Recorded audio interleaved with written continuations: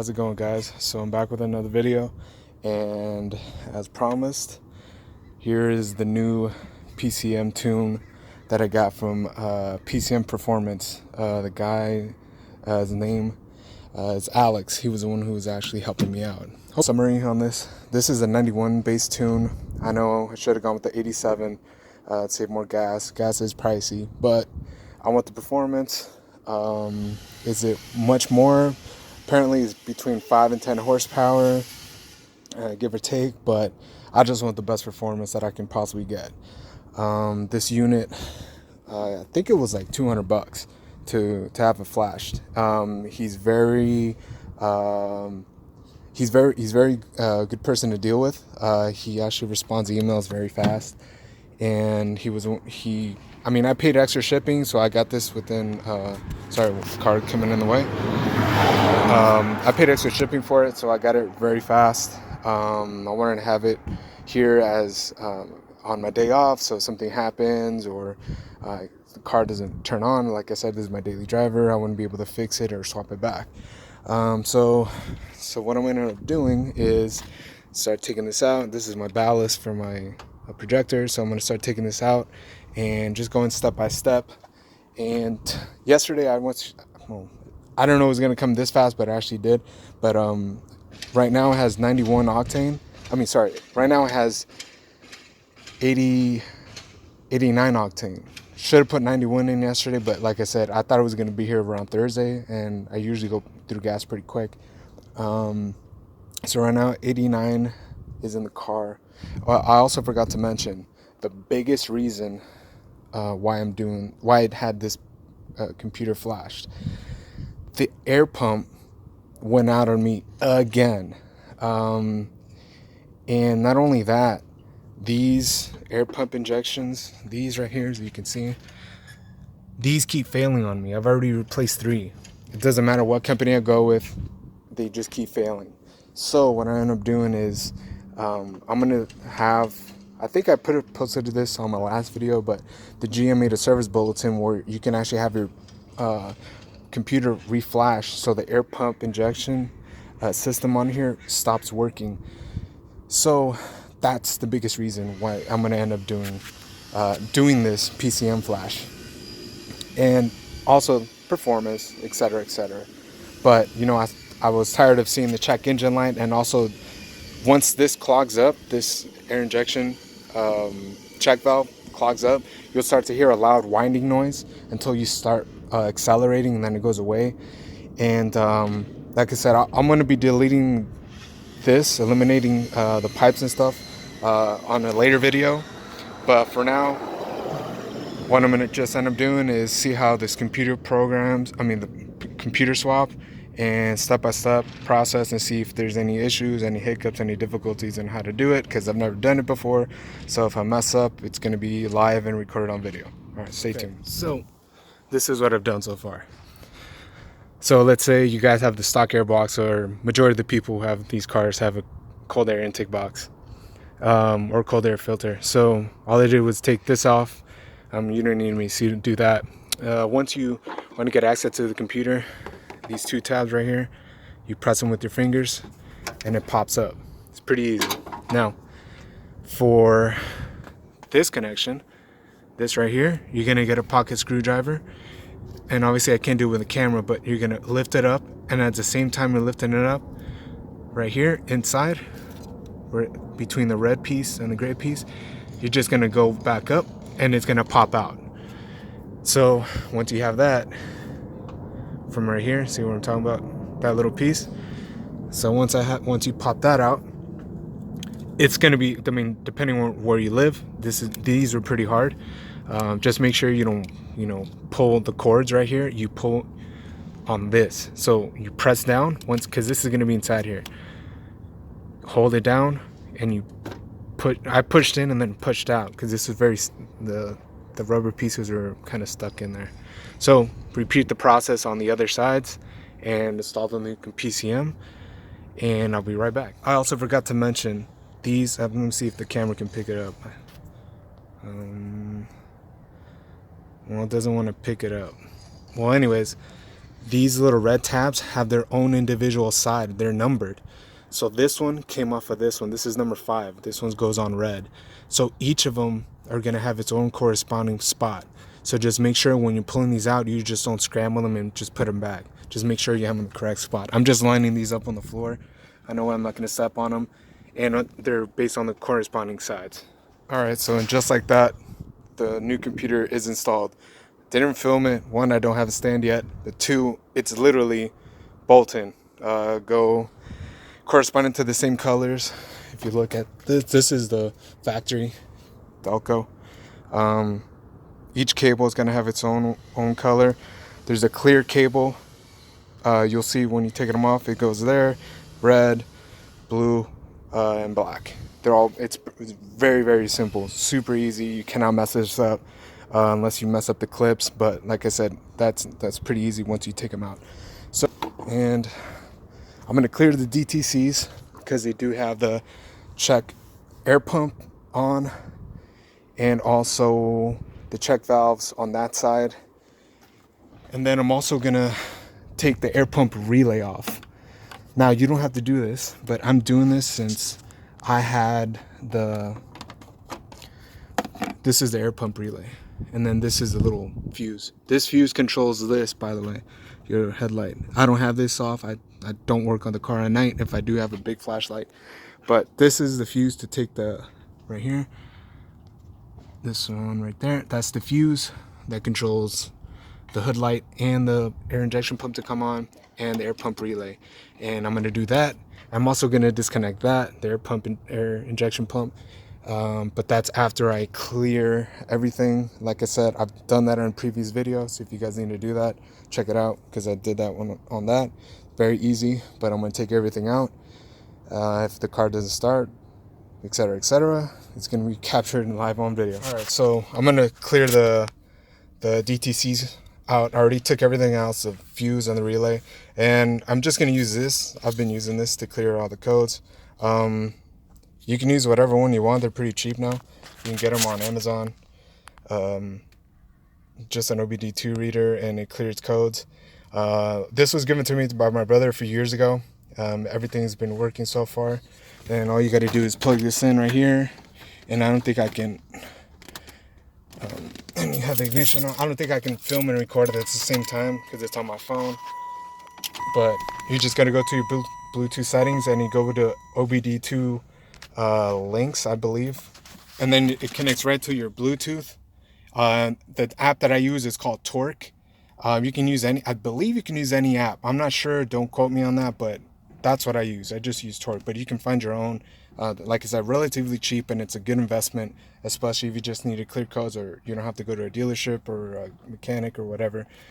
So I'm going to do that right now, and then I'm going to do a first startup, lower the window because it's kind of hot in here. So let me do that, and I'll be right. Like I said, this has 89 octane right now, mixed with 87. I know I have to go through 91, but like I said, I don't know. And look how much gas I have, damn near almost full. So I'm going to start it up and see what it sounds like. So this is going to be live and recorded. And it starts right up. Don't mind that. That's just low coolant. I mean, not low coolant, low windshield wiper. And it started up on the first try. No check engine light. No nothing. So I'm going to shut it off. I know it has to take time to record. Let me close the door just to make sure the fuel pump is working. I can hear it because it's pretty quiet. There's an airplane going in over me. Yep, it starts right up. Holy shit. I'm letting it warm up. I know it has the computer has to, all the systems have to manage everything. Have to let it read. So far so good. I'm going to add some water to my windshield wiper reservoir. And we're just going to go from there. So I'm going to let it warm up. Once I do that, I'm actually going to go, I believe I can still put a little bit of 91 in here. And then I'm going to talk more about what I actually did more mods that I had done to the PCM. I just didn't take the air injection pump off and go 91. I also did some other stuff, and I'm actually going to test this out. But first, I'm just going to let it idle, let it warm up, make sure there's no DTC codes that show up or anything, and I'll be right back. All right, so I'm going to go out for a drive and see what this tune feels like. No, here's the thing. I only added 3 gallons of 91, and it's not enough to feel everything. And I know it's not the true tune, but like I said, I had no clue it was gonna come this fast, but it did, and I have 89 in it right now. So far, the car wasn't knocking with 89. There was no issues. Said everything's been going cool. Everything's in operating temperature right now. So I'm just gonna take it easy for the first few miles. I changed the trip odometer, see how many miles I put on it, and I'm pretty sure I'm not gonna feel all the benefits from it until I go full 91 tank. So this is what I did for my car, for my needs. If you want to get your PCM tune from Alex, go with him. Trust me, it started up on the first try, no DTCs or no anything. So this is what I did. I just have it's a 96 Impala, and it has a stock rear gears. It has cold air intake, and it has a catback from pipes. And there's another video of what I did with that exhaust, and that's pretty much it. Oh, I forgot. It also has a shift kit already in here. Let me adjust the camera angle more, and it has a shift kit. So other than that, it's pretty much stock. So this is what I did when I sent him out, because there is a list of questions that you're gonna have to answer, because there's a build sheet when you order your PCM. So I chose for a firm, not too firm, but like a medium firm shift. Even though it has a shift kit already on it, it tightened up the shift, so the line pressure on the transmission got a little bit sharper. Not only that, I asked him to see if he can take the rev limiter up higher, or at least pretty much what I said was, because I wrote down on the notes, you have a little section where you can write down on the notes area what you actually want. I told him to give me the best performance that I can from what I actually have, and he can do that for you.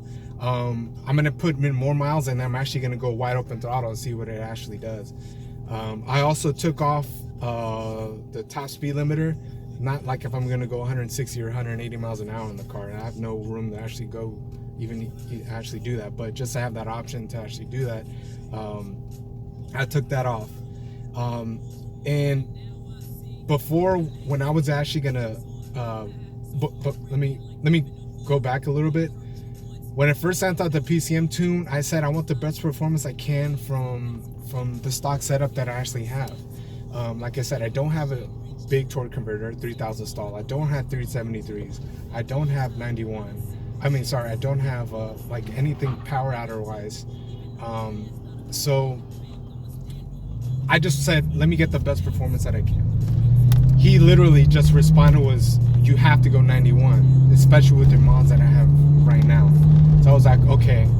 And I know gas prices are a little bit higher, all that stuff. I get it. But for me, I want to enjoy the car. I didn't get the car to get better gas mileage. I got the car because I love it. It's fast, all that stuff. That's why I got it. So I was like, you know what? Fuck it. Let me do it. Let me go 91, even though gas is really expensive right now. It's damn near $4 a gallon. But I want to enjoy my car.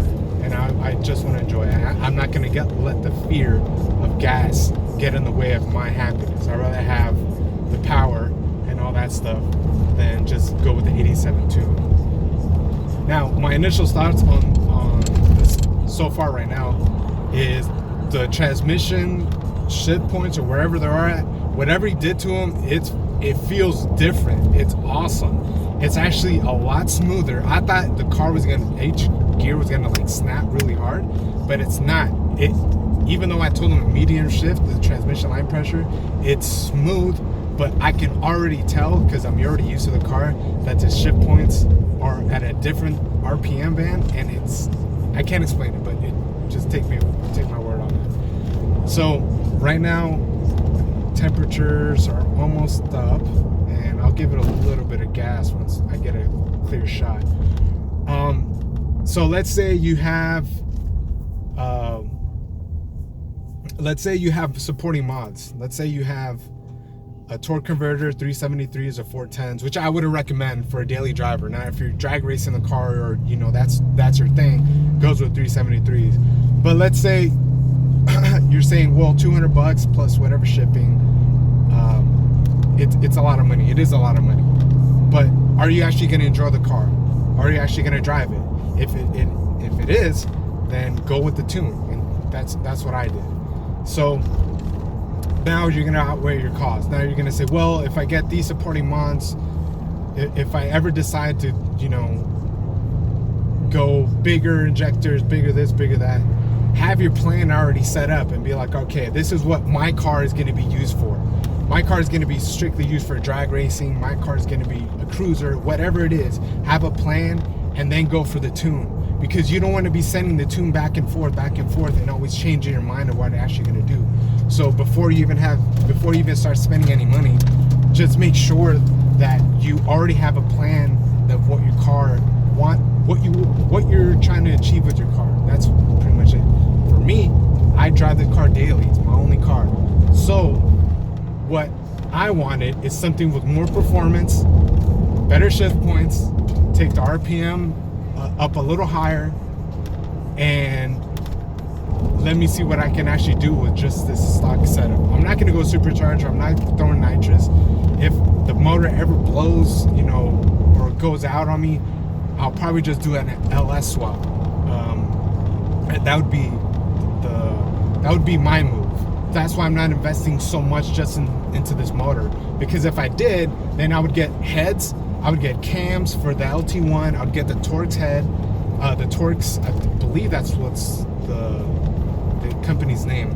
But hold on, let me pause right here because I have a free open spot and no one's in my way. So let me get a wide open throttle, right? So here it goes.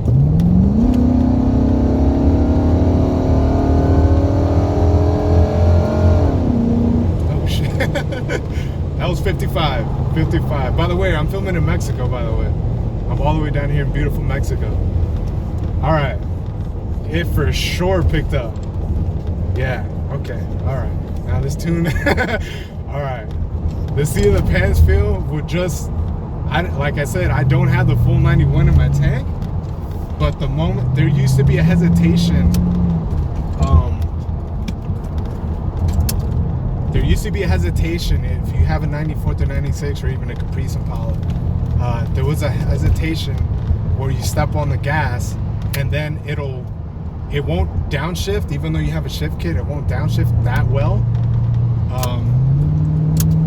But on this, the moment you hit the gas, it's literally a night and day difference when you step on the gas. Again, 55 people going 55 miles an hour. Beautiful Mexico. I love Mexico, by the way. Alright, so right now I'm cruising 65. No issues, no nothing, no check engine light. I only give it one throttle. Like I said, I don't have the full 91 in the gas tank, so I know I'm not getting the full benefit from it. Eventually, you know, I'm pretty sure it'll feel a little bit different, but from the seat of the pants feel, the car feels totally different. It feels awesome. All right, I'm gonna keep driving. I'm gonna come back. I'm actually gonna. Right now it's operating temps. I can go wide open throttle anytime I want. The only thing I haven't done where I know for a fact it would feel different is from a stop, because I have a 308s. I don't have 373s, and I know for a fact it's not gonna. That's for a fact where I know it's going to feel the difference. So it's almost there near a dead stop. Let me see. I'm gonna come from a dead stop Oh shit. Oh fuck.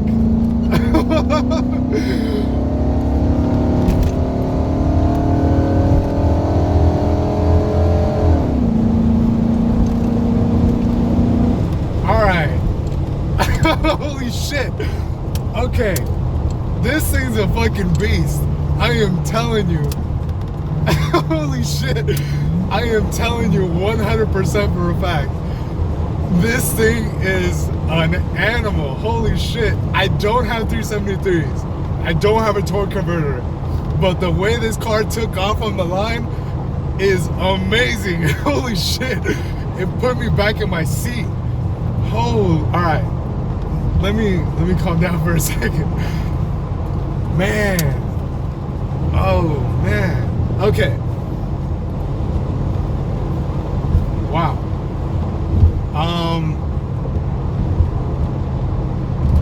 So here's my conclusion. If you have a stock